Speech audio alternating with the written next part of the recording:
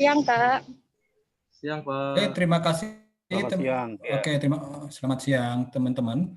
Terima kasih teman-teman sudah datang di acara diskusi Kamisan. Jadi setiap Kamis ini kita akan melakukan diskusi di webinar, kemudian nanti tanya jawabnya di Simpul Madani. Selamat siang Pak Hans. Saya lihat ada Pak Hans di sini juga. Kita sudah jam 1, kita bisa nanti akan mulai. Saya ingatkan beberapa aturan diskusi di sini. Nanti kita akan berdiskusi terkait dengan inovasi digital oleh masyarakat sipil. Kemudian dalam diskusi ini nanti kita kira teman-teman yang tidak jadi narasumber untuk sementara di-mute dulu ya, nanti biar tidak mengganggu yang lainnya. Sebenarnya diskusi ini adalah kelanjutan atau terkait dengan diskusi sebelumnya. Kalau diskusi sebelumnya di Kamis kemarin itu kita berdiskusi terkait dengan inovasi masyarakat sipil secara umum, maka kita di hari ini kita mencoba lebih mengkerucut lagi, kita mendiskusikan inovasi digital di masyarakat sipil terkait dengan mobilisasi sumber daya di organisasi masyarakat sipil. Moderator kita sudah datang, Mbak Elizabeth. Halo. Oke, karena sudah jam 1 saya langsung perkenalkan saja.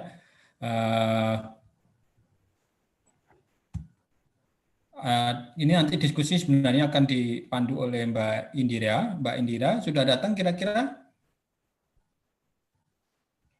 Kayaknya belum. Belum datang ya? Ya. Oke, mungkin untuk sekali lagi untuk mengingatkan teman-teman, nanti teman-teman ketika nanti ingin bertanya nanti bisa menulis di simpulmadani.com. Jadi teman-teman harus kalau sudah register langsung aja diklik itu forum diskusi, kemudian dicari diskusi dengan tema di inovasi digital dalam mobilisasi sumber daya alam di era pandemi atau di era COVID, gitu ya. Oke, ini moderatornya jadi Mbak Indri atau Mbak Nur Hikmah ya? Halo, Mas Ari. Mbak Nur? Halo, Mbak Nur? Halo, Mbak Nur? Kedengaran nggak suaraku? Kedengaran. Oke, Mbak Nur nanti yang akan menjadi moderator. Mbak Nur Hikmah adalah Direktur PIRAK. Dia paling paham di antara kita paling tidak yang terkait dengan mobilisasi sumber daya di organisasi masyarakat sipil.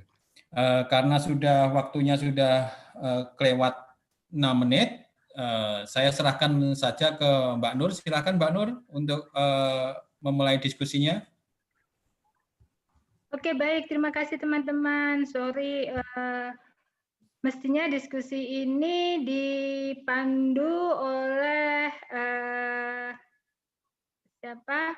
Indi ya. Ternyata Indi itu sedang di Lebak Banten, jadi kesulitan sinyal.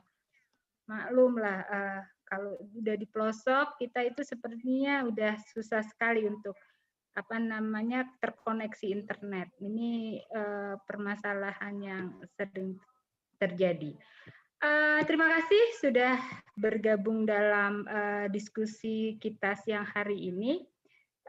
Kita berharap teman-teman sebetulnya bisa memanfaatkan forum diskusi karena kita punya satu platform terkait dengan tempat NGO, teman-teman CSO untuk selalu mengembangkan pengetahuannya, berdiskusi, berbagi pengetahuan yang namanya Simpul Madani. Jadi kawan-kawan bisa login di Simpul Madani, membuat akun di simpulmadani.com, bisa ketik di www.simpulmadani.com, masuk ke profil, teman-teman masuk ke loggingnya, bikin akunnya dan kemudian bisa ikut terlibat dalam forum diskusi. Siang ini kita akan membahas inovasi digital di era pandemi. Karena memang saat ini bagi kita, kan CSO, harus kalau istilahnya Pak Jokowi itu new normal ya, mengadaptasi segala pengetahuan kita, kebiasaan kita untuk bekerja di tengah wabah virus yang mudah menyebar. Jadi ada pembatasan aktivitas, mobilisasi warga, bahkan sampai ancaman resesi ekonomi. Ancaman resesi ekonomi tidak hanya terjadi di perusahaan atau UMKM, tapi juga di NGO. Seperti kita tahu, tidak ada COVID pun banyak sekali NGO yang mati suri, hidup segan mati tak mau karena persoalan mobilisasi. Apalagi dalam kondisi wabah virus saat ini. Nah, kita akan diskusi bagaimana upaya-upaya yang bisa kita optimalkan agar mobilisasi sumber daya itu tetap bisa kita lakukan dengan memanfaatkan inovasi digital. Nah, bagaimana inovasi ini bisa memberikan peluang bagi kita di CSO untuk terus bekerja, menggalang sumber dayanya, dan kemudian bagaimana strategi-strateginya tentu kita akan mendengarkan langsung dari para praktisi. Saya akan perkenalkan ada 2 kawan kita yang sudah hadir, itu Ari Syarifuddin, dia itu Project Manager, peneliti, penulis data manajemen, spesialis web juga, programmer juga di Pirap, pokoknya semua yang terkait dengan digital, web design itu Ari lah ahlinya di kita itu. Dia juga sering meriset, melakukan fundraising online di beberapa lembaga. Ari nanti akan memaparkan ya bagaimana kemudian teknologi digital ini bisa dioptimalkan lah untuk mobilisasi sumber daya. Nah, kedua adalah kawan muda kita, perempuan, Kak Eva, selamat siang sudah bergabung. Kita akan mendengarkan bagaimana sih campaigns itu, lembaga Kak Eva itu bisa melakukan penggalangan sumber daya, karena campaigns itu sendiri adalah platform digital ya. Best practice-nya seperti apa, siapa tahu kita bisa mengadaptasi apa yang dilakukan oleh campaign secara mobilisasi sumber daya, strateginya seperti apa. Kak Eva ini Community Development Project Manager Learning and Development Strategi Partnership di campaigns.com ya, apa .org Kak. Nanti Kak Eva bisa memperkenalkan diri lagi. Nah, untuk mempersingkat waktu, saya serahkan untuk pemaparan diskusinya ini ke Kak Ari untuk bisa share screen dan berbagi bagaimana sih inovasi digital ini bisa mobilisasi sumber daya. Terima kasih. Silakan Kak Ari. Ya, terima kasih Mbak Hikmah. Suara saya kedengaran dengan jelas ya? Suara saya terdengar dengan jelas? Jelas. Oke, terima kasih teman-teman, terima kasih Mbak Hikmah, terima kasih buat semuanya. Mungkin Mas Tugi sih nggak mohon ditampilkan presentasinya. Selamat datang juga buat teman-teman Mitra Utama Madani yang sudah menunggu dari tadi sekitar 15 menit lalu sebelum tampil masuk ke dalam. Hari ini saya akan coba sedikit highlight, meringkas sebenarnya beberapa pengalaman teman, beberapa kejadian, beberapa tren, beberapa peristiwa yang mungkin sering kita hadapi, yang sudah kita hadapi dalam kerja-kerja sehari-hari. Jadi ini saya hanya ingin meringkas, merangkum, meresum dari pengalaman teman-teman yang sudah teman-teman dapatkan. Hari ini saya ingin mengantarkan bagaimana kita mengupayakan mobilisasi sumber daya itu dalam konteks ruangnya teknologi digital. Jadi kita akan mengoptimalkan, melihat sebenarnya di mana kita bisa mengoptimalkan ruang digital dalam proses-proses pengembangan kapasitas sumber daya organisasi. Jadi kita bisa ikut berpartisipasi di ruang digital karena teknologi digital di masa ini sudah cukup banyak pengaruhnya secara positif dan juga negatif. Silakan Mas Nugi buka berikutnya. Ini yang saya coba rangkum seperti apa inovasi digital. Jadi ada banyak pikiran, ada banyak ide, ada banyak gagasan, ada banyak kegiatan-kegiatan atau praktik-praktik yang dilakukan oleh masyarakat yang banyak mencoba melihat sesuatu yang baru yang bisa diaplikasikan atau diadopsi. Ruang digital yang kita bicarakan di sini adalah ruang yang berkaitan dengan penggunaan alat komunikasi yang bisa kita gunakan dalam kegiatan yang biasa kita lakukan sehari-hari. Berikutnya Mas Nugi. Saya melihat mobilisasi sumber daya sebagai proses bagaimana kita memanfaatkan sumber daya yang ada dengan konteks yang kekinian, dengan konteks kemampuan kita, dengan konteks kemampuan kita untuk bisa berpartisipasi atau memobilisasi sumber daya yang ada sehingga kita bisa menentukan tujuan organisasi, kita bisa memperbesar tujuan-tujuan organisasi sehingga bisa mencapai tujuan organisasi sesuai dengan amanat, misi, dan visi. Berikutnya Mas Nugi. Nah ini tantangan dari sebuah ruang digital atau teknologi digital. Barangkali teman-teman pernah mendengar tentang misalnya digital vortex.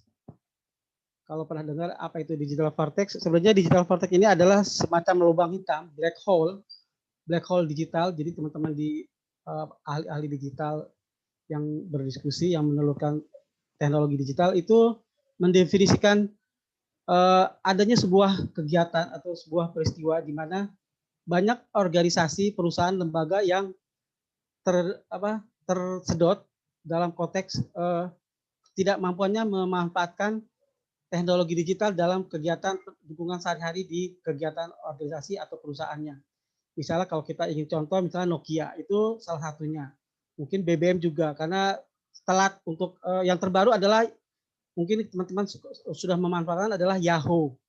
Yahoo adalah salah satu company perusahaan yang tergerus secara digital karena tidak mampu memanfaatkan ruang digital dalam konteks kekinian. Mereka melawan black hole dari digital.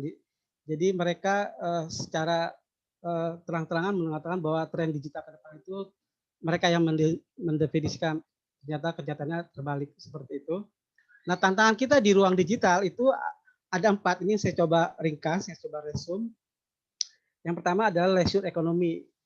Ini bisa menjadi tantangan yang bagus ketika ekonomi bagus, ketika ekonomi bisa kreatif bagus, maka ini akan mampu mendorong perekonomian secara lebih masif, lebih terukur, lebih kelihatan karena ini disukai oleh kaum milenial, disukai juga oleh mereka yang secara aktif mendukung kegiatan ekonomi. Berikutnya adalah digital ekonomi. Kita tahu bahwa GoPay, terus Dana, platform ekonomi yang lain yang sudah mulai masuk memanfaatkan platform digital. Jadi transformasi digital sudah cukup masif di dunia fintech, financial teknologi, sehingga tantangan positif ini bisa kita manfaatkan sebagai ruang untuk memobilisasi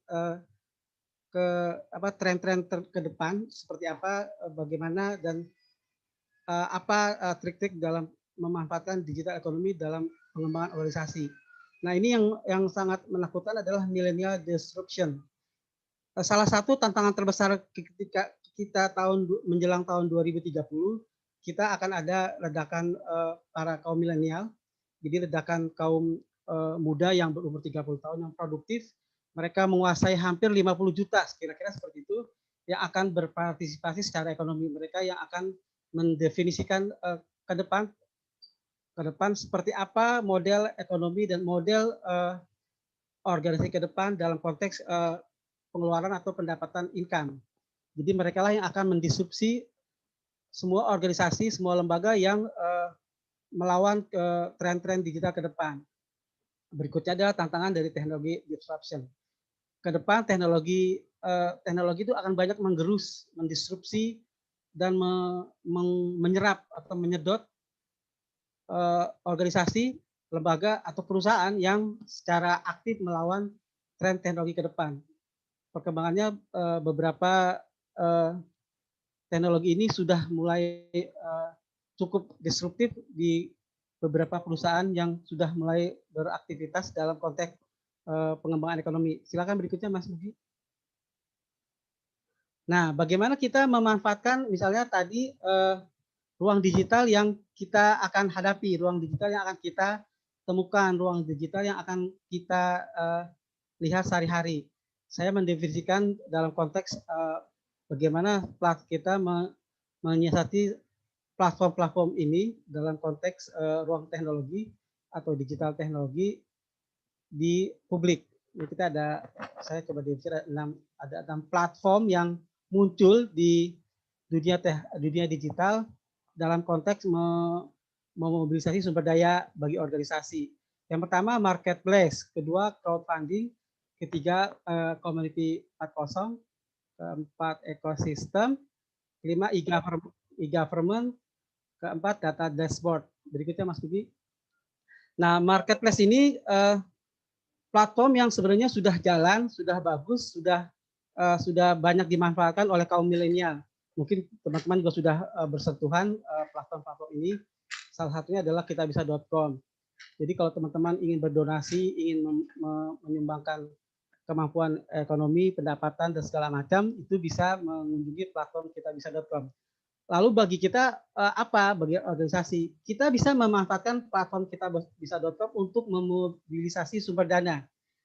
Laporan terbaru mereka tahun 2020 kalau salah saya 2019, kitabisa.com sudah mampu memobilisasi dana hingga 200 miliar. Jadi pertumbuhannya dari 2016 itu sampai 2020, 5 tahunan, mereka hampir 150%. Dari tadinya 60 miliar, sekarang sudah sampai 200 miliar, mereka mengumpulkan dana publik untuk didonasikan. Nah, di platform ini sebenarnya kita mengundang kitabisa.com untuk berpartisipasi, karena lain hal mereka tidak bisa. Mungkin nanti diskusi kita akan coba bedah langsung bagaimana kita bisa mengoptimalkan kitabisa.com untuk keberlanjutan organisasi, karena ini cocok untuk dipertemukan dengan kemampuan organisasi kita dalam memobilisasi sumber dana dalam konteks mengembangkan program-program kerakyatan, program-program lingkungan, program-program gender, dan lain-lain yang kekuatannya adalah di bagaimana kita membuat program yang baik.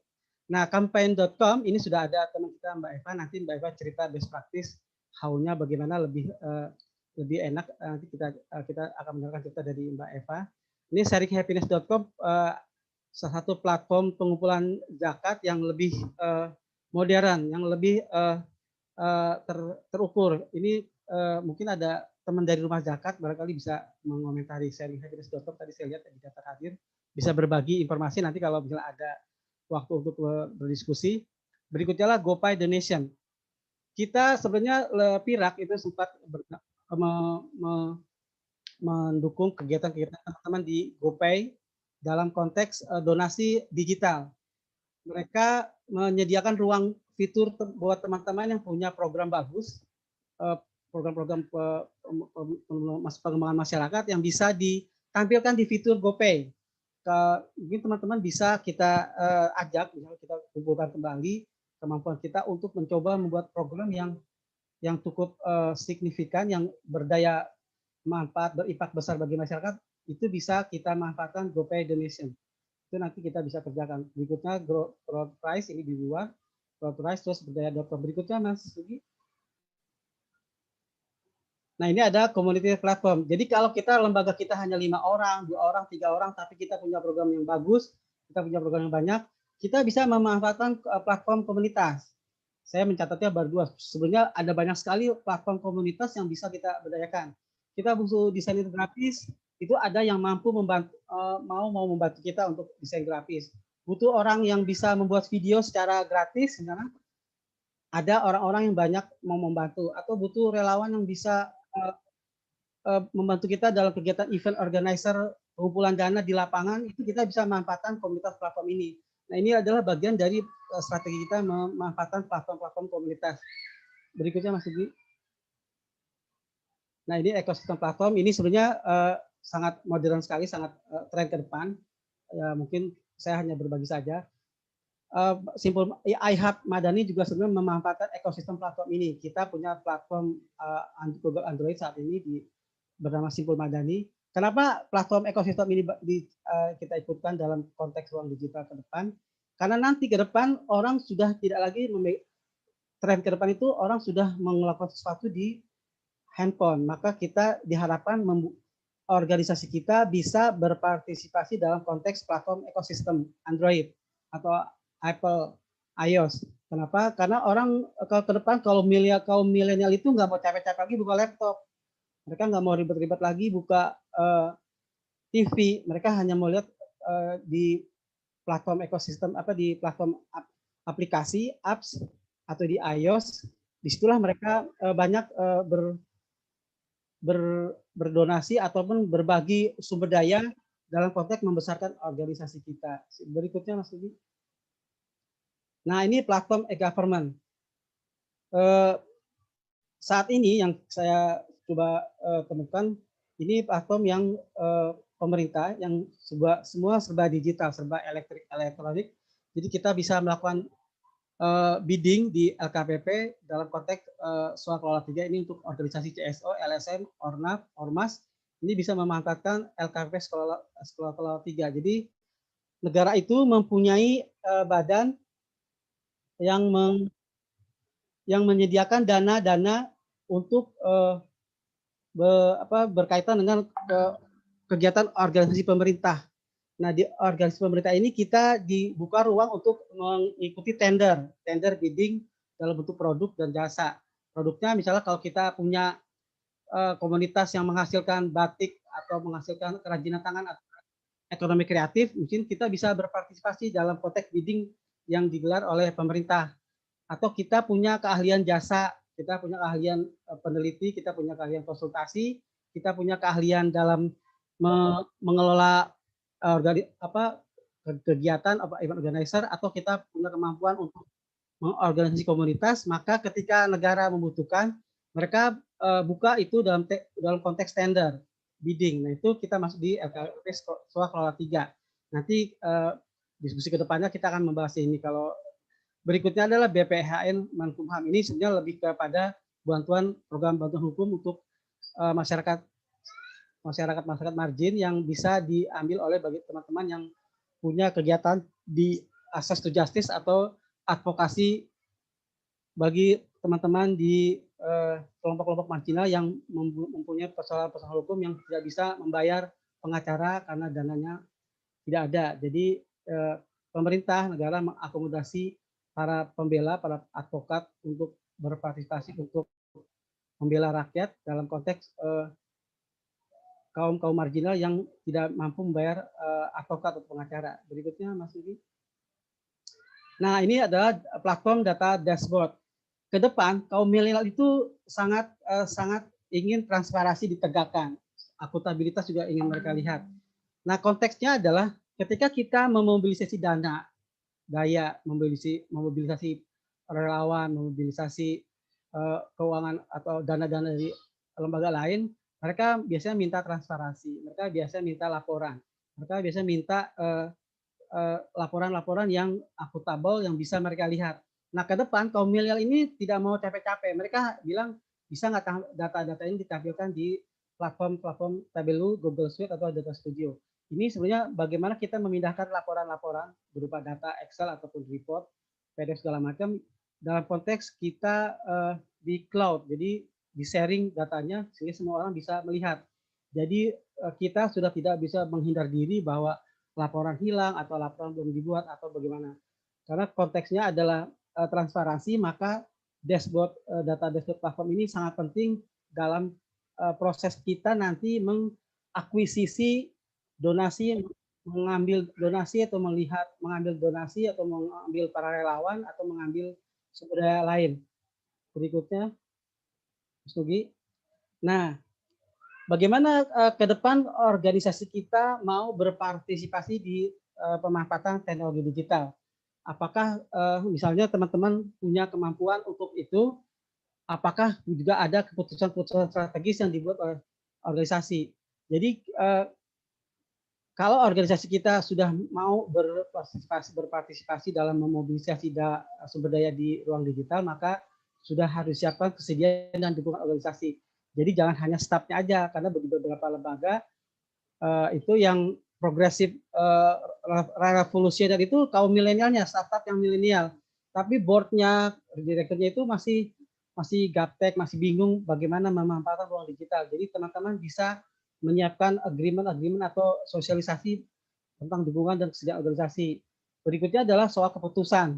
Karena ini adalah akuisisi atau pengambilan dana sumber daya di tempat lain, maka keputusan untuk membuat agreement, persetujuan, dan perjanjian itu sangat dibutuhkan dalam konteks yang lebih nyata, gitu. Enggak hanya ucapan mulut, tapi sudah dalam konteks tanda tangan digital atau pernyataan di sebuah platform. Berikutnya adalah bagaimana organisasi bisa mengeksekusi secara cepat. Ketika kita mengambil platform kitabisa.com membuat program proposal yang bagus, lalu sudah diminati oleh donasi, oleh para donatur, atau ada relawan yang mau membantu organisasi kita, maka kita harus secara cepat mengeksekusi. Jadi nggak bisa lagi nunggu sebulan 2 bulan, gitu. Terserah lo, terserah gue, gitu. Itu nggak bisa. Kita sudah harus ada dalam keputusan mengeksekusi secara cepat, ya atau tidak. Berikutnya adalah soal kepekaan. Ini bagaimana lembaga organisasi dalam menyerap, memastikan bahwa kita peka terhadap perkembangan teknologi. Jadi teknologi itu berkembang sangat cepat. Jadi kalau kita nggak peka, misalnya ini jadi sebuah kendala yang sangat berarti ketika kita tidak bisa merespons secara cepat. Berikutnya. Nah, dari strategi platformnya seperti apa, bagaimana kita bisa mencocokkannya dengan organisasi kita. Nah, kita juga harus mendiskusikan hal ini di internal dengan board atau dengan direktur atau dengan komunitas kita. Bagaimana kita bisa memanfaatkan ruang digital ini dalam konteks dukungan program, dalam konteks peningkatan kapasitas organisasi. Kita harus sudah mulai mengidentifikasi siapa saja nih yang akan jadi potensi kita untuk kolaborasi kita, bagaimana orangnya, lembaganya siapa, karena ini bagian dari identifikasi. Jadi ketika kita akan mengakuisisi dana, mengakuisisi relawan, mengakuisisi sumber daya lain, kejelasan mitra itu penting, karena ketika kita masuk dalam fitur GoPay misalnya, ketika kita kerjasama dengan lembaga yang tidak potensial, tidak terukur, maka teman-teman juga bingung untuk berdonasi. Terus dalam konteks ini bagaimana kita melihat sumber daya itu dimanfaatkan, bagaimana sumber daya itu diperoleh, karena kita akan mengakuisisi sumber dana dari orang lain, dari tempat lain, maka TOR atau program proyek kita ataupun segala informasi yang harus disiapkan itu harus detail dan jelas, jadi tidak bisa setengah-setengah semau gue atau sesuka-suka gue aja. Jadi sebenarnya nggak bisa inline dengan ruang digital. Berikutnya adalah soal kita menghitung atau melihat sumber daya yang kita miliki. Jadi di ruang digital, di platform-platform digital, semua tidak berangkat dari nol. Kita harus menjelaskan posisi kita, sumber daya kita, dan kemampuan kita. Jadi sudah harus disiapkan database, aset, manajemen kita. Jadi kita harus sudah punya bagaimana kita memanfaatkan aset yang kita miliki dalam konteks untuk divisualkan ke para donatur, para pemberi manfaat, para pemberi donasi atau orang-orang yang akan ikut terlibat. Bagaimana relawan itu bisa melihat sumber daya kita. Karena sangat penting bagi relawan ketika kita akan menghimpun 100 relawan, sementara kita sendirian. Mereka bingung siapa yang mengelola 100 relawan ini. Jadi kekuatan dari aset kita pun harus ditampilkan secara jelas. Nah, berikutnya adalah bagaimana kita berkontribusi terhadap mitra atau kolaborator. Jadi harus ada nilai value yang lembaga miliki. Jadi lembaga kita itu berangkat tidak dari titik nol. Tidak seperti isi bensin dimulai dari nol. Jadi harus ada nilai yang kita visualkan, yang kita tampilkan, yang kita akan jual, karena kita akan mengakuisisi atau mengambil sumber daya dari orang lain. Nah, ini yang penting adalah kita sering terbentur dengan lembaga-lembaga yang punya misi dan visi sangat kuat. kita ketemu dengan teman-teman di LBH yang ketika kita tawarkan sumber daya di organisasi perusahaan, mereka sangat tidak bisa secara cair melihat bahwa perusahaan itu filternya sangat banyak. Apakah ada soal HAM, apakah ada soal pelanggaran lingkungan, apakah ada. Nah, itu adalah soal visi misi. Jadi teman-teman juga harus mendiskusikan visi dan misi teman-teman dalam mengakuisisi sumber daya dari luar. Karena bagaimanapun kita harus punya kejelasan dalam soal pemanfaatan sumber daya lain. Berikutnya Mas Ugi.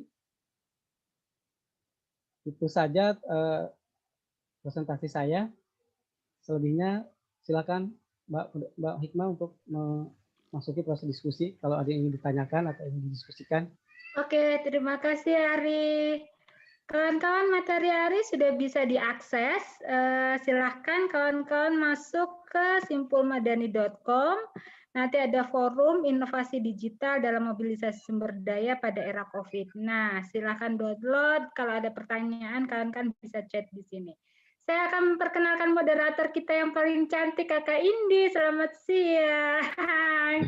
Aduh, senang sekali akhirnya bisa bergabung. Selamat siang, kawan-kawan.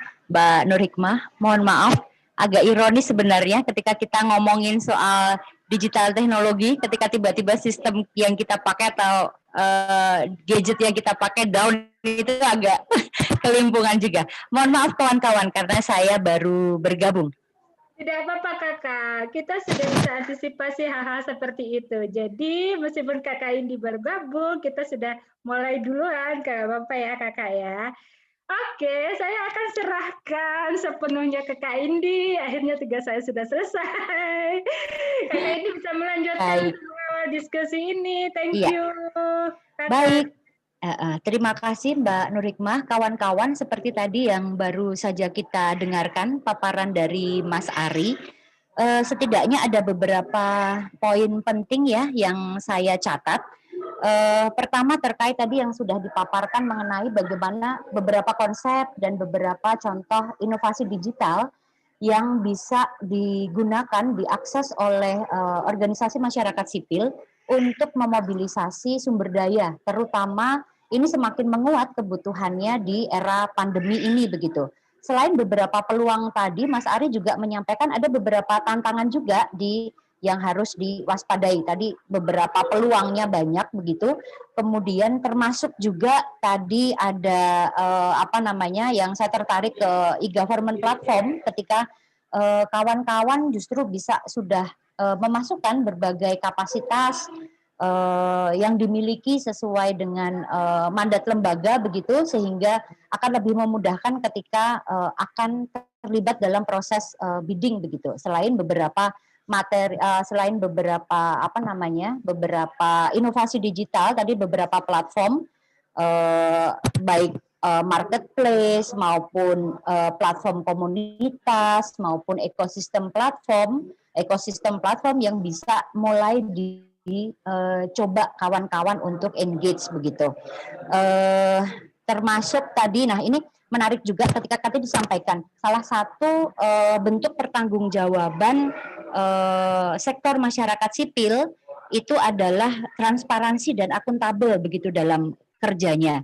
Dan ini kemudian mendapat tantangan bagaimana memindahkan hasil-hasil kerja itu jadi tetap transparan dan tetap akuntabel, tetapi melalui atau menggunakan platform-platform digital. Kemudian juga tadi ditegaskan soal ini juga menyangkut bagaimana membangun kapasitas organisasi. Itu tadi ditekankan soal tata kelola organisasi. Bagaimana prosedur-prosedur dalam organisasi itu juga harus ada yang disesuaikan, ada yang kemudian mungkin perlu diubah agar lebih bisa engage atau selaras dengan beberapa platform digital yang sudah ada begitu. Termasuk misalnya bagaimana proses pengambilan keputusan dalam organisasi. Selain menuntut kecepatan, tetapi bagaimana juga aspek ketepatan itu juga terus dijaga oleh sektor kita begitu. Termasuk juga kepekaan.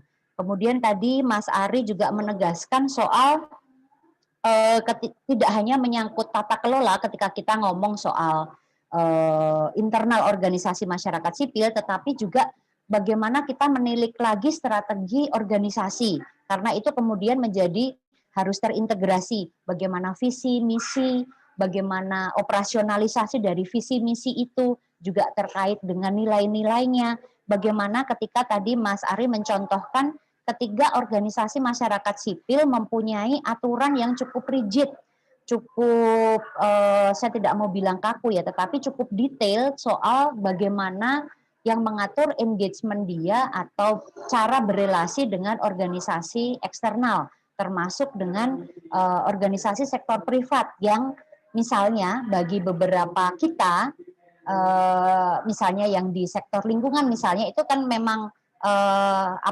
saringannya kemudian menjadi sangat banyak, dan itu menjadi satu tantangan tersendiri ketika misalnya ada peluang-peluang yang disediakan oleh atau yang diberikan yang bisa diakses oleh sektor privat. Bagaimana organisasi masyarakat sipil juga di satu sisi tetap tetap kuat dalam visi misi dalam mandatnya, tetapi juga bisa beradaptasi dengan perubahan ekosistem yang ada. Mungkin itu beberapa hal yang saya tangkap. Kemudian tanpa lebih panjang lagi, saya akan mengundang pembicara yang kedua, yaitu sebentar, saya juga ini agak tergaptek-gaptek. Agak kehilangan ini, saya maaf.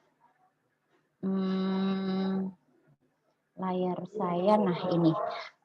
Kemudian berikutnya akan saya undang Mbak Eva Aulia Nindya Kirana dari Community Engagement Campaign.com yang akan membahas lebih lanjut mengenai hal ini, mengenai mengenai inovasi digital ini. Kemudian juga akan membahas terkait terkait dengan strategi platform digital dalam mobilisasi sumber daya. Silahkan kepada Mbak Eva, waktu saya persilahkan 15 menit dari sekarang ya Mbak, silahkan. Oke, mungkin boleh dibantu dari host untuk allow start kamera, karena saya nggak bisa start video karena di stop sama host. Oke Mbak. Alright. Oke, sip. Sama boleh dibantu untuk menjadikan co-host biar saya bisa share screen.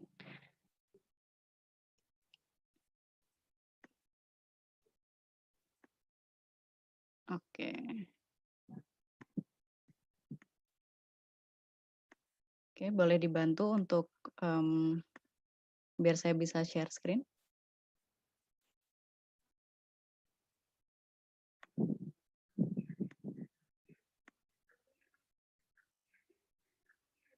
Mungkin boleh di-allow Apakah saya. sudah, Mbak? Belum, saya belum dijadiin co-host, Oke. jadi saya belum bisa share screen. Baik.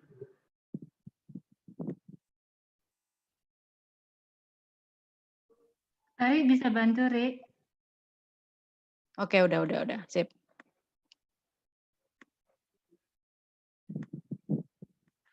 Oke, selamat siang teman-teman semuanya. Terima kasih atas kesempatan yang sudah diberikan. Perkenalkan, sebelumnya nama saya Eva Aulia Nindya Kirana, bisa dipanggil Eva. Saya adalah salah satu bagian dari community engagement di campaign.com. Nanti campaign.com itu apa, kemudian nanti apa yang sudah kita lakukan, nanti akan saya jelaskan setelah ini, gitu.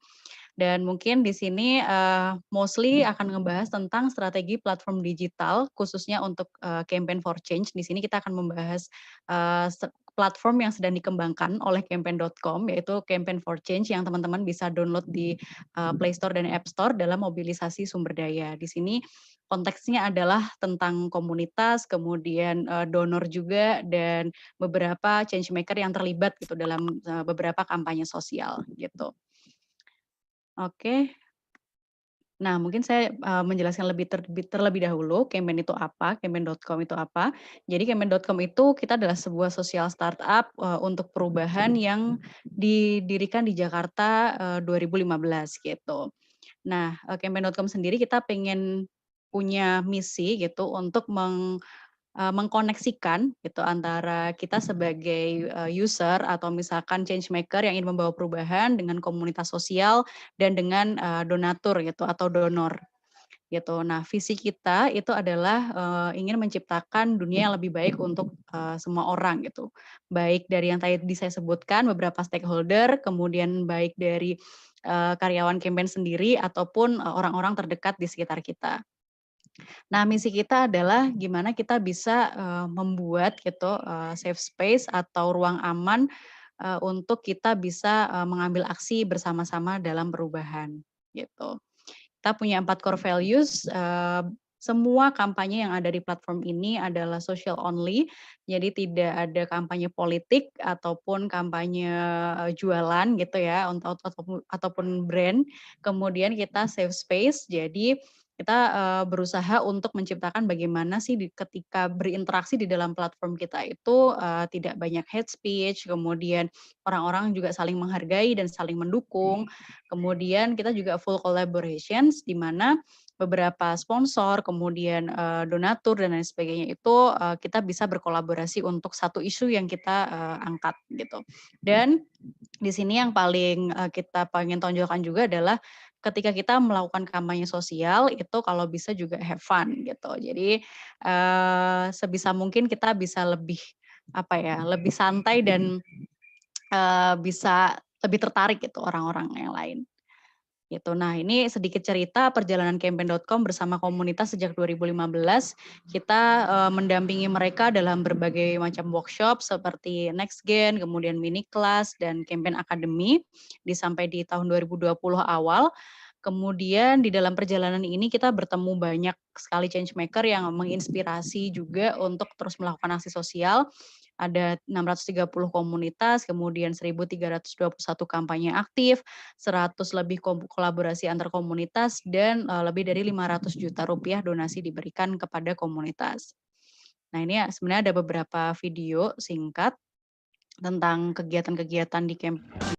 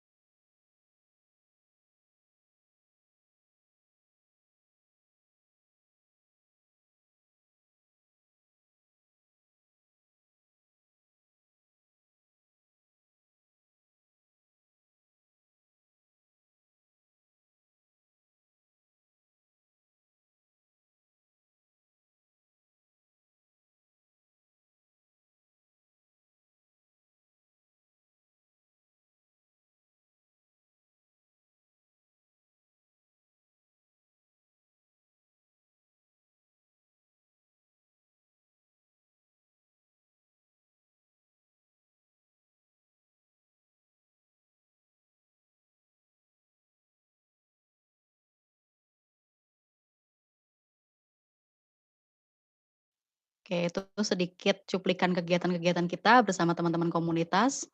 Nah, ini kalau misalkan udah ngomongin tentang COVID-19 di tahun 2020 ini, kita kemarin di bulan Juni kita bikin survei kecil-kecilan. Dalam 3 bulan terakhir kami melihat bahwa komunitas sosial tersebut mengalami kendala dalam berkegiatan gitu.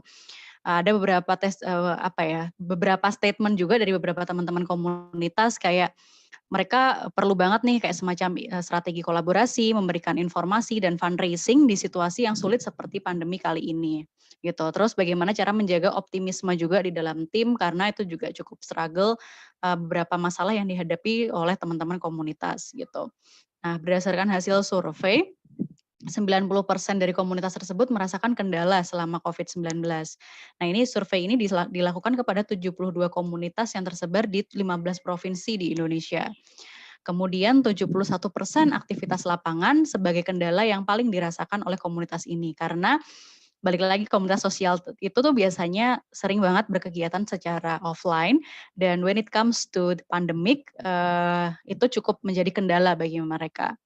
Kemudian 60% dukungan yang dibutuhkan juga oleh teman-teman komunitas di sini adalah pendanaan, karena balik lagi nih mereka biasanya fundraising kan secara langsung seperti jualan atau misalkan di CFD atau misalkan berkumpul gitu kan, mereka semacam seperti itu kan fundraising-nya.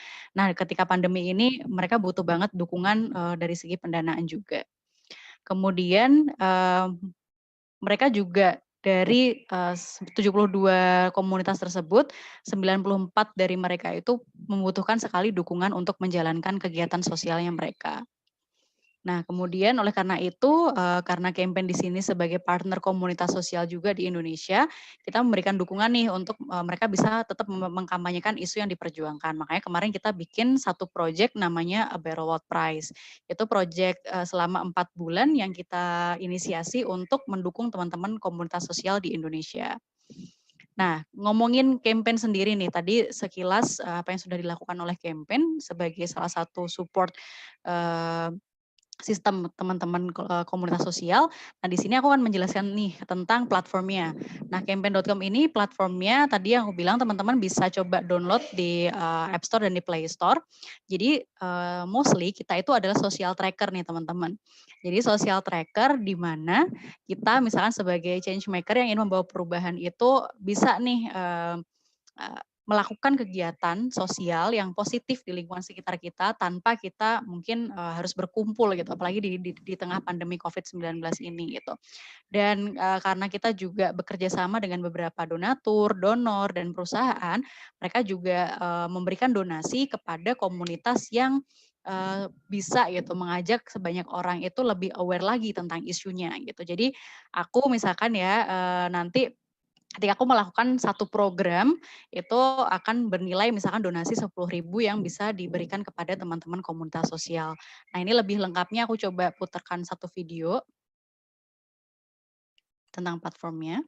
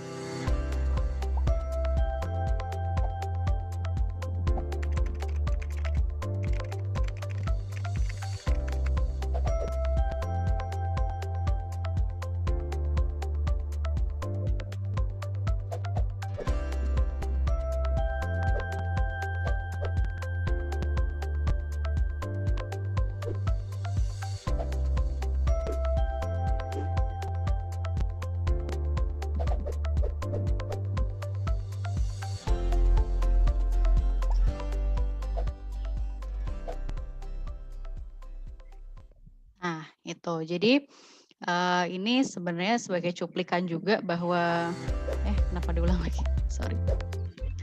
Oke, jadi ini sebagai cuplikan juga bahwa apa yang dilakukan sama campaign di sini kita mencangkup 3 hal ini teman-teman untuk memobilisasi sumber daya juga. Pertama, ketika di platform ini kita ada yang namanya campaign gitu atau kampanye. Tujuannya adalah untuk menciptakan berbagai macam awareness. Jadi orang yang mungkin belum paham tentang kampanye sosial atau misalkan belum paham tentang isu sosial, mereka akan lebih paham di sini. Kemudian kita juga di dalam platform ini kita ada challenge, itu semacam kayak tantangan kebaikan. Jadi kita bisa engage gitu lebih banyak orang lagi untuk terlibat gitu di dalam kampanye ini. Tadi orang udah mulai paham nih tentang isunya, kemudian kita ajak mereka untuk terlibat. Misalkan nih kayak orang belum paham tentang bagaimana isu sampah gitu. Terus ketika kita berikan challenge, oke coba pilah sampah gitu. Jadi itu membuat orang menjadi lebih ter-engage dan mereka lebih terlibat. Kemudian kita juga ada satu program baru juga di dalam fitur tersebut, di dalam fitur platform tersebut, yaitu program di mana kita pengen nih mengubah kebiasaan-kebiasaan atau misalkan menciptakan kebiasaan baru untuk membuat dunia jadi lebih baik gitu. Jadi lebih ke change behavior. Jadi ini ada 3 tahapan yang kita lakukan di dalam platform ini untuk memobilisasi beberapa pergerakan kebaikan gitu. Dan tadi di platform tadi juga kan ada sistem donasi juga nih. Nah itu juga kita akan berusaha untuk bagaimana ketika teman-teman komunitas di sini mendapatkan donasi, itu juga akan bisa dipertanggungjawabkan kepada gitu publik atau kepada donatur yang telah memberikan support dananya gitu. Nah di sini juga aku simpulkan juga bahwa ketika ini menjadi sebuah ekosistem dalam pergerakan kebaikan di Indonesia gitu, kita akan lebih bisa nih melakukan public engagement gitu dengan komunitas yang menyebarkan informasi-informasi kebaikannya, dengan change maker yang ikutan gitu mendukung kampanye teman-teman komunitas dan donor yang juga memberikan support dana untuk bisa komunitas ini bisa lebih beroperasi kemudian di kedepannya. Kemudian support di sini kita juga memberikan support semacam activation events ya, walaupun sekarang kita masih melakukannya di online, itu cukup bisa menarik menarik massa dan kegiatan-kegiatan komunitas ini menjadi lebih hidup juga gitu di tengah pandemi ini. Kemudian kita juga berikan workshop untuk peningkatan kapabilitasnya mereka, terutama dari segi pengelolaan organisasi gitu, agar ketika ada donor yang mungkin masuk ke dalam organisasi tersebut, mereka akan lebih siap atau misalkan mereka akan lebih capable untuk mengelola berbagai support dana atau misalkan donasi dari pihak-pihak yang terkait gitu dan donasi tersebut. Kemudian sustainability kita juga berharap bahwa nantinya di kegiatan basis digital ini kita bisa nih memutar lagi cycle kebaikan, dan kita juga bisa menginfluence atau mempengaruhi juga circle terdekat kita untuk melakukan kebaikan juga gitu. Jadi ini adalah beberapa cycle of kindness yang coba campaign provide untuk beberapa inisiasi sosial dan beberapa dari teman-teman komunitas juga sosial di Indonesia gitu. Nah, sejauh ini dari 5 tahun kita beroperasi, campaign sudah bisa mengumpulkan sekitar 78.000 aksi-aksi yang dari Changemaker, kemudian 850 lebih komunitas yang sudah involved, dan 930 juta donasi sudah diberikan juga kepada komunitas sosial di Indonesia gitu. Jadi ini juga menjadi salah satu penyalur juga sih sebenarnya kayak gitu. Oke, mungkin itu aja yang bisa saya sampaikan. Nanti kita akan mungkin bisa lebih berdiskusi kembali untuk mungkin teman-teman pengen bertanya tentang strategi atau misalkan bertanya tentang hal lain, nanti dipersilahkan.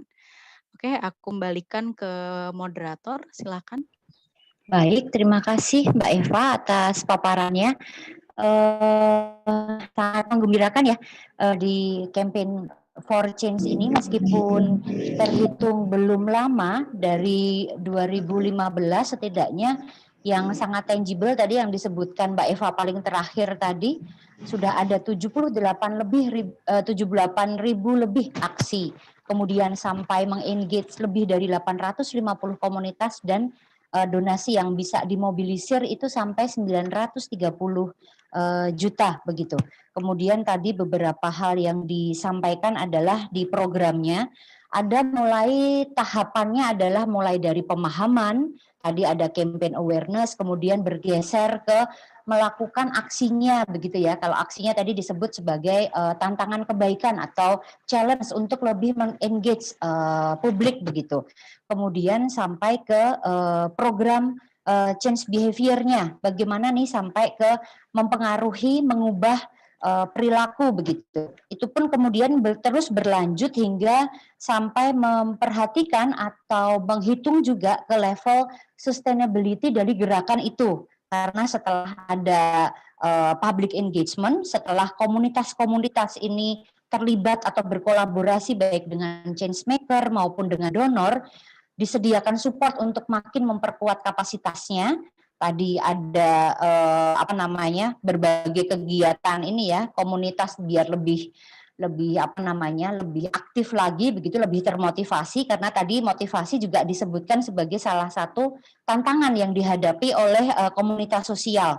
Kemudian juga memberikan dukungan peningkatan kapasitas. Tadi itu juga untuk menjawab survei, ada tantangan terkait dukungan, begitu, membutuhkan dukungan motivasi, informasi, cara untuk fundraising atau menggalang dukungan, hingga kemudian sampai ke gerakan ini menjadi satu siklus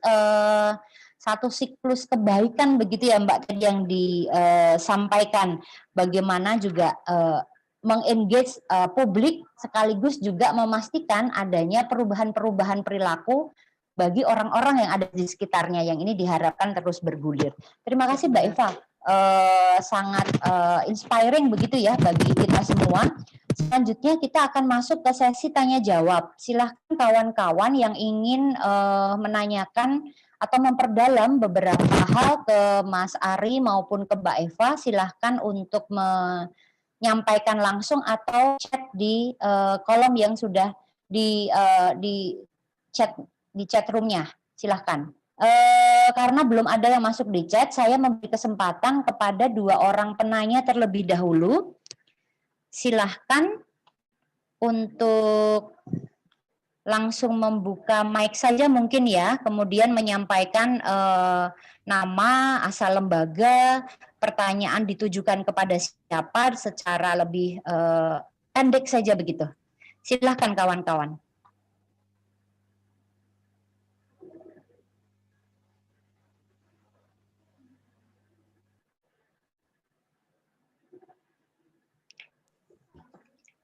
Oke, Mbak ini Indi, sudah ada pertanyaan. Oh ya. Ya. Siapa ini? Maaf Ibu, saya belum lihat. Dengan dari Sri Nur Hidayah, Mbak Indi. Oke, baik. Silahkan Ibu. Ya, Pertanyaan Mbak Indi disampaikan ke siapa? Ya. Saya Sri Nur Hidayah dari Lembaga Beasiswa Basnas. Sebenarnya ketika mendengar mobilisasi sumber daya ini di era COVID, mohon komentar Mas Ari. Mas Ari, salah satu yang sangat terdampak itu adalah lembaga pendidikan ya, salah satunya perguruan tinggi, terutama perguruan tinggi swasta. Hari ini tuh mereka kembang kempis ya. Kami pun merasakan anak-anak kami sebagian meskipun sudah didiskon UKT-nya, SPP-nya masih kembang kempis. Sebenarnya kalau untuk lembaga pendidikan ini, apakah inovasi-inovasi digital itu mungkin dilakukan ya Mas Arya? Soalnya kan kelihatannya sangat tertinggal. Bahkan untuk perguruan tinggi juga, ya seperti tadi saya sampaikan, hari ini 50% kenaikannya untuk yang putus kuliah, yang memutuskan cuti karena pandemi COVID ini ya. Makasih Mbak Indi. Ya, terima kasih Ibu. Tahan dulu para narasumber, karena sudah ada 2 pertanyaan lagi, karena keterbatasan waktu, mohon maaf saya batasi. Sudah ada 2 pertanyaan bagi para narasumber. Pertama dari Bapak Sunandar di Yayasan Milenial Persada Nusantara, menanyakan khusus ke Mbak Eva, bagaimana campaign melihat tren ke depan untuk pemanfaatan inovasi digital dalam mobilisasi sumber daya, namun ada keterbatasan dalam infrastruktur. Begitu Mbak. Kemudian pertanyaan yang ketiga dari Bapak Misan. Oh ini masih dari, oh sudah, tadi itu dari Bapak Misan. Kemudian terakhir saya buka lagi untuk 1 penanya terakhir. Silakan.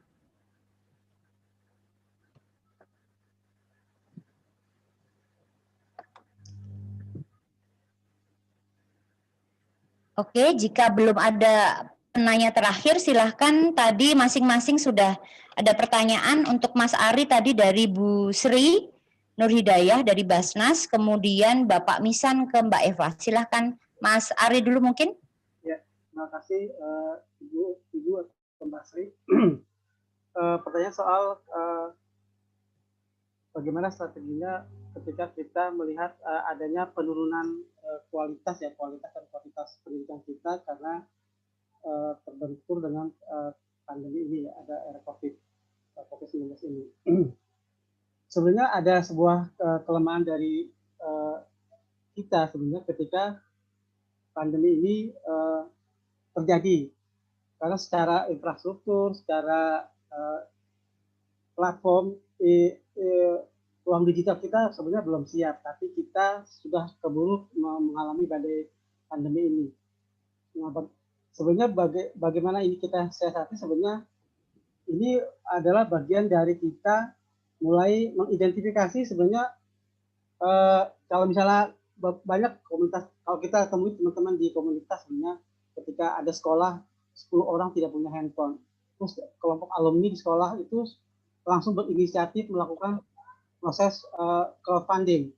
Jadi semua alumni dikumpulin, ini ada 10 orang yang tidak punya handphone, bisa dibantu gitu. Jadi sebenarnya inisiatif di level komunitas itu sudah jalan. Kalau misalnya bagaimana kita mengidentifikasi, ini sebenarnya bagian dari strategi kita. Pertama, ruang mana aja, digital atau platform apa saja yang bisa kita manfaatkan. Kalau misalnya kita bisa secara cepat memanfaatkan platform yang sudah ada, kita bisa mulai meng-create misalnya di kitabisa.com, atau bisa kita coba meng-create di platform-platform yang menyediakan ruang untuk konsolidasi dana tersebut. Kalau misalnya cara yang paling mudah sebenarnya kita mendorong komunitas-komunitas aja. Kita ingin mendorong komunitas-komunitas alumni untuk berpartisipasi, untuk mulai memanfaatkan ruang digital.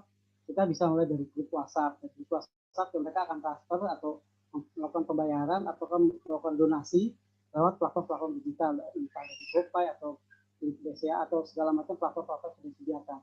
Memang kalau secara infrastruktur yang lebih besar kita memang belum bisa terorganisasi dengan baik platform digital, tapi kita bisa mulai mengidentifikasi ruang digital terdekat kita. Kalau misalnya di komunitas mereka kita identifikasi dari para alumni. Kalau di warga misalnya ketika ada pasien COVID di kampung, misalnya di komplek perumahan atau di komunitas mereka, maka komunitas-komunitas itu yang pertama kita mulai tampilkan inisiatifnya untuk memanfaatkan itu. Kita mulai memobilisasi sumber daya itu dalam konteks yang lebih mudah. Kita menggunakan platform chat, menggunakan platform yang lebih dekat. Itu mungkin yang paling sederhana. Kalau yang terorganisasi secara nasional ataupun secara besar, kita bisa memanfaatkan platform-platform yang seperti kitabisa.com, mungkin di platform Sharing Happiness, atau di platform-platform lain yang menyediakan itu sih mungkin yang bisa saya sharing. Bagaimana Mbak Sri, ada hal yang didiskusikan kembali? Ya, cukup Mas Ari, terima kasih. Ya. Baik, terima kasih. Selanjutnya Mbak Eva, silahkan. Oke, terima kasih pertanyaannya Pak Sunandar. Jadi menarik juga nih pertanyaannya, bagaimana melihat tren ke depan untuk pemanfaatan inovasi digital namun terbatas kepada infrastruktur. Nah, ini sebenarnya Pak, ketika kita menghadapi pandemi COVID-19 ini sebenarnya itu udah shock terapi Pak sebenarnya. Jadi kita tuh sudah diuji apakah sebenarnya Indonesia ini cukup ready gitu atau cukup siap gitu dengan adanya ketika ada misalkan pandemi seperti ini, bagaimana kita bisa infrastruktur ini bisa mengakomodir berbagai kepentingan dari berbagai sektor gitu. Dan ini juga jadi salah satu kita harus bisa pahami ini sebagai salah satu zona yang mungkin tidak nyaman gitu, apalagi untuk misalkan kita harus berinteraksi dengan beberapa teman kita misalkan di luar daerah yang itu infrastrukturnya belum memadai gitu. Dan di sini sebenarnya kampanye sosial atau misalkan campaign-campaign itu bisa dimanfaatkan Pak sebenarnya gitu. Jadi kampanye sosial ini tuh sebenarnya tidak terbatas hanya untuk memberikan awareness atau tidak terbatas dalam memberikan misalkan penyuluhan aja, tapi bisa juga kita membuat semacam kampanye sosial untuk memberikan bantuan atau kampanye untuk mendesak beberapa kebijakan-kebijakan dari pemerintah gitu.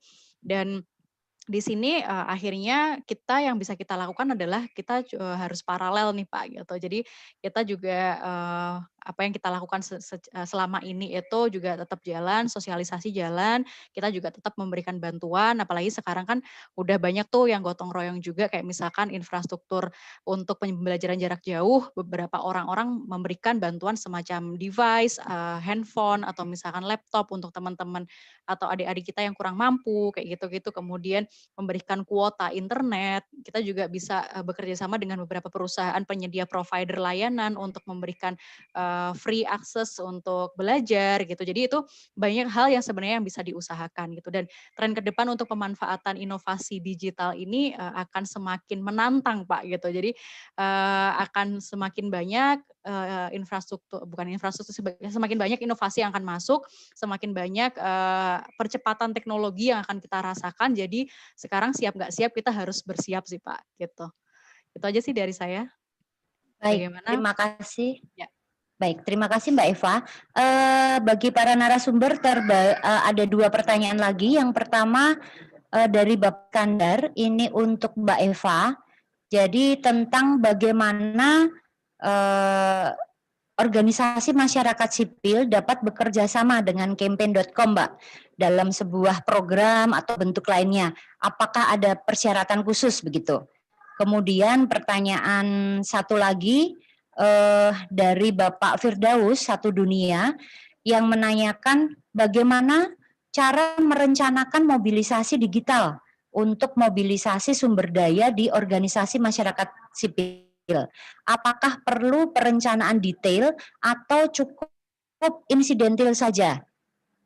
Silahkan bisa mulai dari Mbak Eva yang merespon. Oke, ini 2 pertanyaan berarti saya jawab juga ya Mbak ya? Iya, boleh Mbak. Oke, sip. Terima kasih atas pertanyaannya. Pertama, bagaimana civil society organizations bisa bekerja sama dengan campaign.com. Jadi kita sebenarnya sangat open teman-teman dan bapak-bapak, ibu-ibu sekalian di sini. Jadi kalau misalkan ingin berkonsultasi untuk membuat kampanye atau nanti bisa kampanye bisa di-feature di platform kita, silakan nanti bisa kontak kami di community@campaign.com. Nanti bisa saya tuliskan juga di chat. Jadi bisa janjian nanti mungkin dengan teman-teman campaign untuk kita bisa bareng-bareng gitu bikin kampanyenya. Sebenarnya kita ada beberapa project atau acara yang mengumpulkan teman-teman komunitas dan GSO sih, tapi untuk saat ini karena kemarin project Aware World Press-nya sudah selesai, jadi untuk misalkan ingin berkolaborasi silahkan nanti bisa kontak kita aja gitu. Kemudian untuk merencanakan kampanye, merencanakan mobilisasi gitu ya di era digital ini, apakah perlu direncanakan matang-matang atau insidental, itu sebenarnya juga tergantung kebutuhan, balik lagi ya, tergantung kebutuhan dari organisasi, apakah kebutuhan tersebut adalah sebuah kebutuhan jangka pendek atau misalkan jangka panjang gitu. Jadi kita harus tahu juga balik lagi tujuan dari mobilisasi itu untuk apa, apakah untuk sustainability organisasi atau misalkan untuk memberikan funding gitu dalam organisasi tersebut, itu juga harus di-define kembali dulu tujuannya. Jadi ini adalah jawaban-jawaban general ya. Jadi karena aku nggak ngerti nih case-nya akan seperti apa. Jadi pahami dulu tujuannya, kemudian kalau misalkan tujuannya itu lebih ke jangka panjang, silahkan nanti bisa direncanakan secara lebih mendetail gitu tentang bagaimana nanti pembuatan awareness-nya, kampanyenya, bagaimana kita bisa meng-invite lebih banyak orang untuk join dari movement-nya itu sendiri gitu, itu juga nanti bisa direncanakan kembali gitu. Dan balik lagi kalau misalkan ngomongin digital, teman-teman jangan melupakan beberapa hal dasar seperti bagaimana kita menentukan target market kita gitu, target audiens kita, kemudian bagaimana behavior atau kebiasaan-kebiasaan yang dilakukan sama audiens tersebut gitu.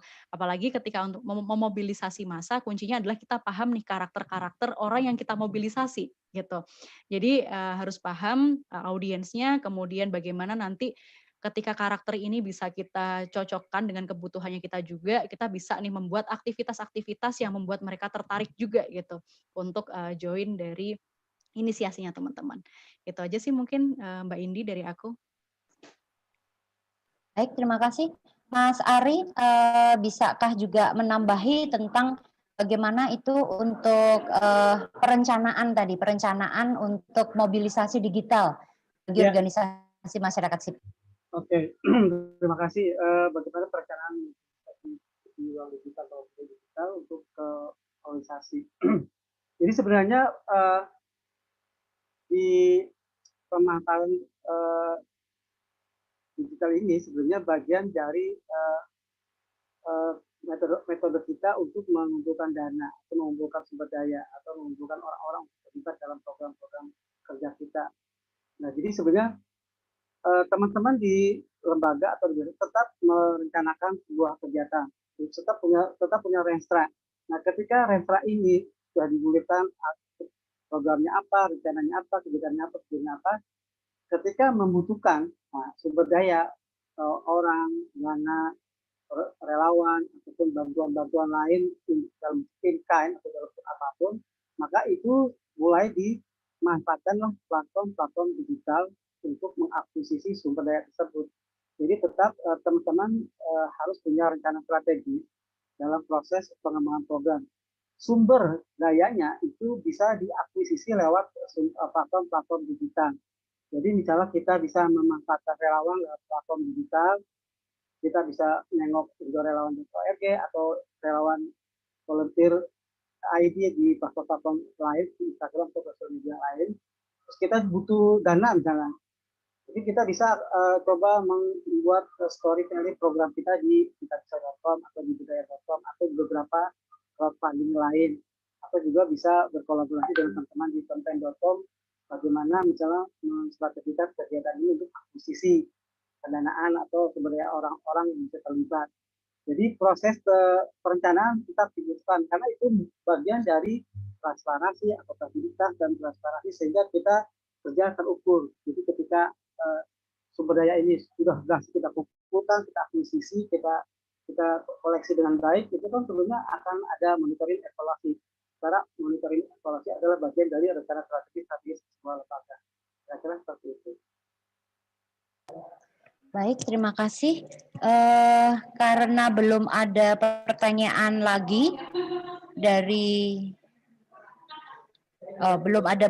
lagi dan waktu sudah sangat mepet, jadi diskusi pada siang hari ini akan saya tutup. Untuk sebelumnya saya akan meminta closing statement dari kedua narasumber kita. Silahkan pada Mbak Eva dulu bisa memberikan closing statement.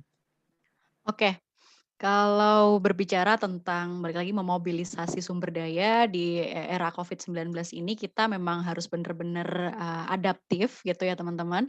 Kita juga harus berani gitu melangkah dari mungkin zona yang biasa kita lakukan sehari-hari sebelum pandemi ini ada gitu. Dan it's okay untuk explore beberapa opsi yang sudah ada yang mungkin tadi sudah disebutkan sama Mas Ari tadi, tapi juga mungkin pahami juga mungkin setiap platform digital atau misalkan beberapa resource yang bisa kita lakukan itu memiliki segmentasi yang berbeda-beda gitu. Jadi pahami mungkin teman-teman nanti audiensnya seperti apa, kemudian bisa teman-teman membuat konten yang lebih engaging lagi untuk bagaimana mengakomodir sumber daya yang ingin teman-teman mobilisasi gitu. Jadi tetap semangat untuk memobilisasi sumber daya dan menggerakkan organisasi di masa-masa sulit seperti ini, dan kolaborasi itu juga penting. Jadi kalau misalkan teman-teman ingin berkolaborasi dengan CSO yang lainnya atau misalkan dengan startup atau provider yang lainnya, silahkan feel free aja gitu. Oke, mungkin itu dari aku. Terima kasih Mbak Indi. Terima kasih Mbak Eva. Silahkan Mas Ari. Saya ingin menggarisbawahi bahwa mumpung transformasi digital sudah berjalan dengan baik dan ini sudah terbuka jalannya, jalan tol sudah ada, sehingga kita mungkin mulai saat ini kita sudah mulai memanfaatkan platform-platform digital yang sudah mulai jalan, sehingga ketika ini pandemi ini berakhir, kita akan kehilangan semangat lagi untuk memanfaatkan platform digital. Padahal platform digital ini sudah terbangun, sudah mulai ada infrastruktur yang sudah mulai disiapkan. Jadi buat saya, kita ingin mendorong teman-teman di CSO, di LSM, Ormas, untuk mulai berpaling bahwa platform digital ini harus kita bisa manfaatkan. Sebelum itu dimanfaatkan orang lain dalam konteks nanti kita nggak julid gitu ketika orang memanfaatkan dana 1 miliar untuk jalan-jalan kemana, tapi programnya tidak menurut kita jadi tidak sesuai lah dengan keinginan kita. Maksud saya adalah kita sudah harus mulai berebut ruang untuk memanfaatkan ruang digital ini, platform digital ini dalam konteks yang sudah ada. Jadi kita mendorong teman-teman untuk bisa berpartisipasi agar dana-dana yang terkumpul di platform digital ini bisa kita manfaatkan dengan sebaik-baiknya. Kira-kira itu pendapat saya. Terima kasih. Baik, terima kasih kepada Mas Ari dan Mbak Eva. Semoga ini sangat menambah wawasan kita bersama, dan seperti dalam tadi di awal mungkin sudah disebutkan oleh kawan-kawan dari PIRAK bahwa ada iHub website simpulmadani.com yang bisa terus digunakan oleh kawan-kawan, karena di situ ada berbagai learning material, juga ada ruang-ruang untuk berdiskusi dalam beberapa tema begitu. Dan untuk beberapa kata kunci yang saya tangkap dari kedua para narasumber kita pada siang hari ini adalah yang pertama adaptif, kemudian kolaboratif, kemudian yang ditegaskan Mas Ari, kita harus berebut ruang begitu. Karena ini adalah berebut ruang di media digital. Karena ini yang sangat strategis untuk menjangkau lebih luas publik, untuk semakin memperbesar kerja-kerja atau mandat organisasi kita. Begitu saja. Kemudian akan saya serahkan forum ini kembali ke Mas Firdaus. Silahkan Mas. Terima kasih teman-teman. Menarik sekali diskusinya. Tadi saya juga sempat bertanya di Simpul Madani. Tapi karena keterbatasan waktu, diskusi harus diakhiri. Tapi jangan khawatir teman-teman. Teman-teman masih bisa meninggalkan pertanyaan di forum diskusi Simpul Madani. Nanti para narasumber, terutama Mas Ari, yang akan menjawab pertanyaan-pertanyaan dari teman-teman yang misalnya nanti baru bisa ditanyakan di lewat Simpul Madani itu. Terus kemudian ada beberapa sertifikat penghargaan untuk para narasumber dan juga moderator. Silahkan sertifikatnya ditampilkan untuk Mas Ari, silahkan. Ya, ini ada sertifikat untuk pembicara dari KM4NGO untuk Mas Ari Syarifuddin. Berikutnya sertifikat buat teman muda kita dari campaign.com. Silahkan ditampilkan. Sudah diterima ya Mas sertifikatnya? Silahkan berikutnya untuk teman muda kita dari campaign.com.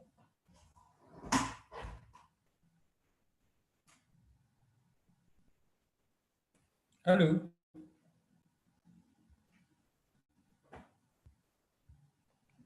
Silakan teman-teman. Sudah ada sertifikatnya? Ada. Lagi dicetak ya.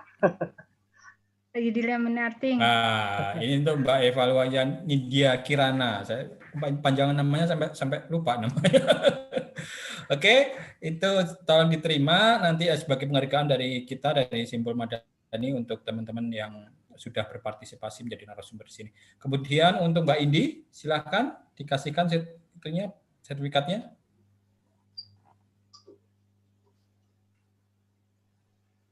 Halo. Wah, belum dicetak ini Mbak Indi. Halo.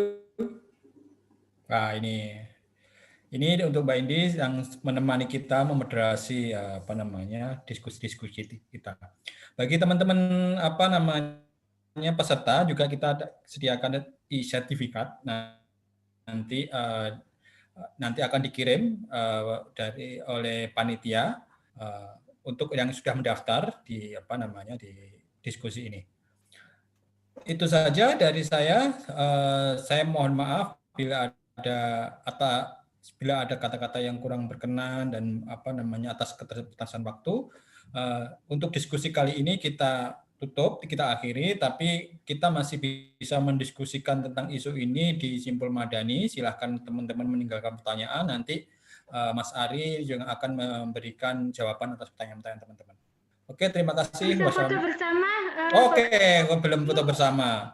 Oke, silahkan kita mau foto bersama. Kameranya tolong dibuka kameranya. Biar kelihatan. Nugi foto atau Ari biar bisa kelihatan semua. Oke ya, sudah buka semua. Ada Pak Joko. Ya. Oke. Oke. Ya. Oke, siap. Oke. Saya hitung. 1, 2, 3. Sebentar, yang grade kedua belum saya foto, yang grade kedua. Yang slide kedua, soalnya ya, ini banyak banget. Yang kedua, silakan ditampilkan. Ini fotonya untuk sertifikat ini nanti. Ya, grade kedua. 1, 2, 3.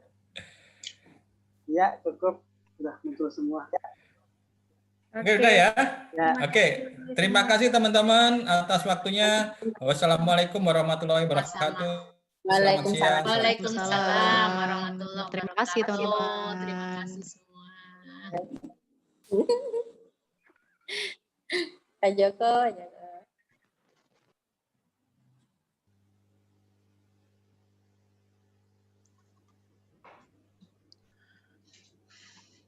Pak Joko masih unmute itu. Ah iya, Mas Wiji lupa ya. Halo Pak Joko, apa kabar? Mas Farid. Kok tambah makmur gini ya? Saya baru masuk sudah ditutup acaranya. Enak tuh Mas Wiji, langsung tutup. Kita bisa ngobrol-ngobrol lagi kok. Ini belum di live-in sama ini moderatornya. Iya. Lagi dilempar. Iya, udah selesai. Sampai ketemu. Sampai ketemu lagi, monggo. Nanti sekitar jam 4 ya, Jabar Jateng ya Pak Joko ya? Bukan, Jabar sudah kemarin sama Sulsel. Penjenengan Jateng Jatim. Oh, Jateng Jatim. Oke, bisa kemarin sudah. Oke, ya, makasih. Assalamualaikum. Dah. Monggo.